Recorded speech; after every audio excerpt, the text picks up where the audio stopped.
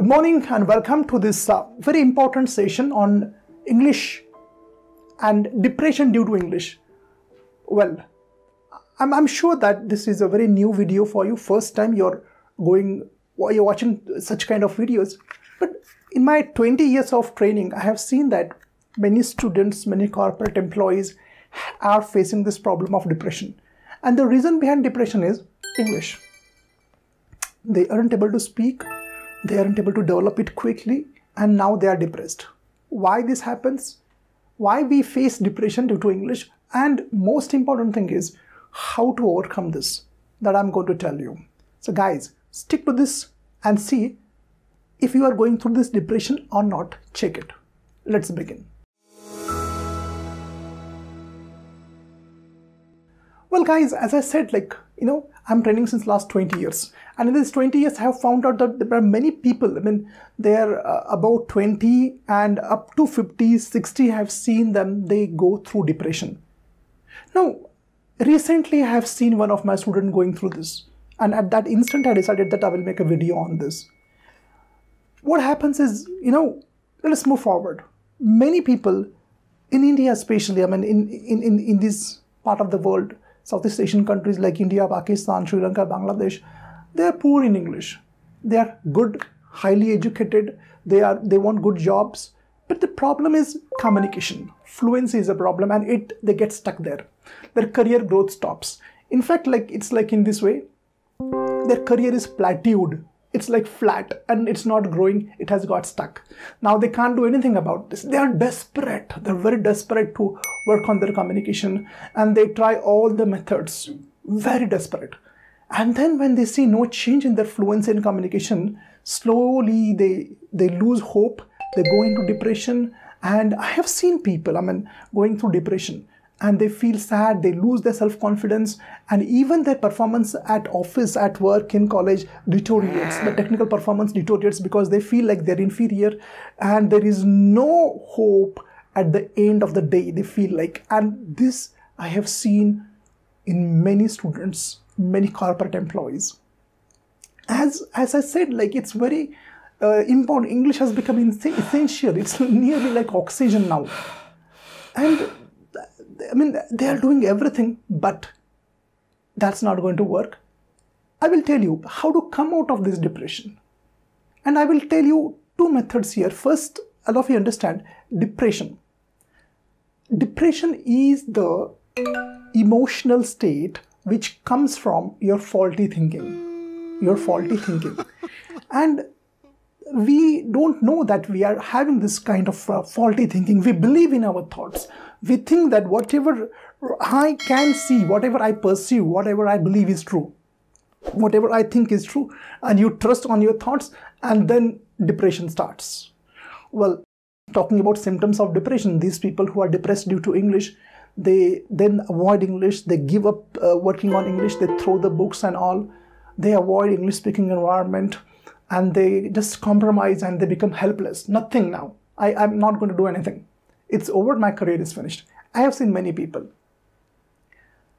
Everyone is preparing for competitive exams. Students, for example, for MBAs are preparing. They want to go to IELTS, go for abroad IELTS, TOEFL, GRE is there. SSB is there. Banking exams are there. MPSC, UPSC, and all exams. And employees in the corporate world, they want to be good in English. They want to grow. They want to be leaders, but they aren't able to do that. And then somewhere they sink into depression, into the deep valley of depression, and they don't know that they are going through all these things. So guys, now let us understand why these people get depressed. Let us see here, and this is the reason. As I said, thoughts are the main reason behind depression. We have to find out those thoughts, those faulty thoughts, and we have to work on them. Here we go. See the first thought. I want to speak quickly, and why I'm not able to speak? Something is wrong with me. The word here is quickly. I want to speak quickly. And they want it, then quick. They want quick. And actually it doesn't work. Then they feel like, oh, this guy claimed that 21-day English communication course is there, and what's there? There is fault in me. There is no problem with the teacher. Oh. There is fault in me. That That takes them. See, depression is all about you. I'm bad. I'm not good enough. I'm not adequate. I'm not intelligent. I'm a failure. It's all about you. And you keep on blaming yourself without realizing what is the fact. And actually, the fact is here. You have to tell yourself, you have to see, you have to open your eyes and see what is the fact.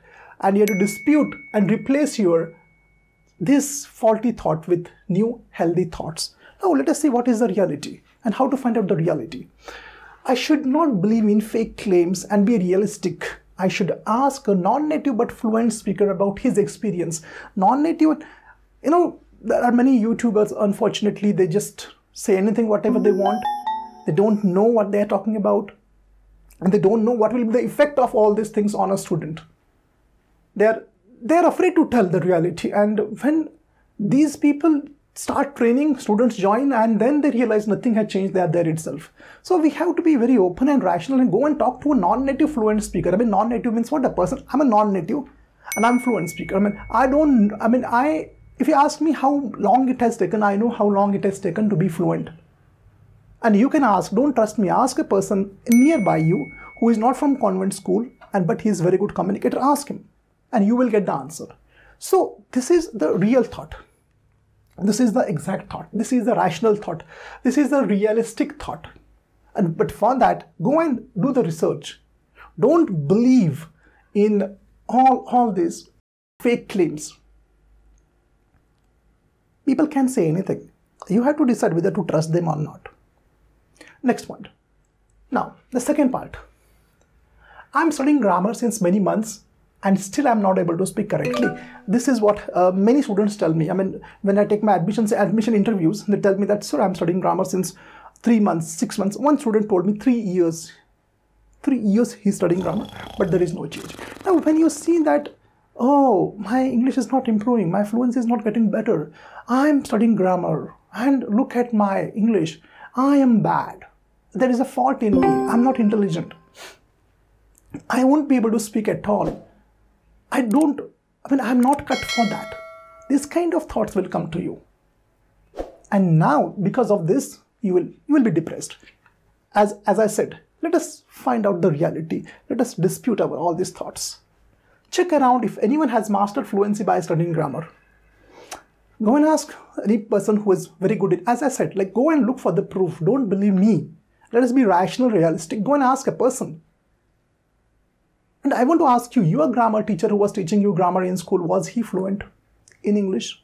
If you come from vernacular medium like me, if in a vernacular medium school, the teacher who was teaching you grammar, was she fluent? He fluent? He was master in grammar, but was she fluent? No. On the other side, a teacher who is teaching grammar in a convent school, is she fluent? Yes. But not because of grammar, but because of the surrounding in that school. Getting my point? This is what you have to see and validate. See and find out the facts. Go on fact-finding mission. Don't trust all the thoughts which come to you. Don't trust all the people. Go. Be scientific. Be a detective. And then believe. And the third point is there, which is again very crucial. I will study hard and I will be fluent in 2 months. This happens with those who are preparing for some group discussions, who are preparing for some interviews. 2 days before, one of the students, I think he was preparing for TCS campus placement, and he told me that, sir, my placement is there after 1 month actually, and I'm desperate. In my college placement has started. Sir, please quickly help me. Now this is what happens. What they do is, they do it like subject. Let us come here and dispute. They think like, okay, as I have studied my maths, all of us have done, right? I also have done that. Like we study maths for 15 days, for 8 hours, and we get good grades. That's possible in maths because there we have to remember some formulas, we have to do writing practice, and there go and literally vomit it. Just go and do that.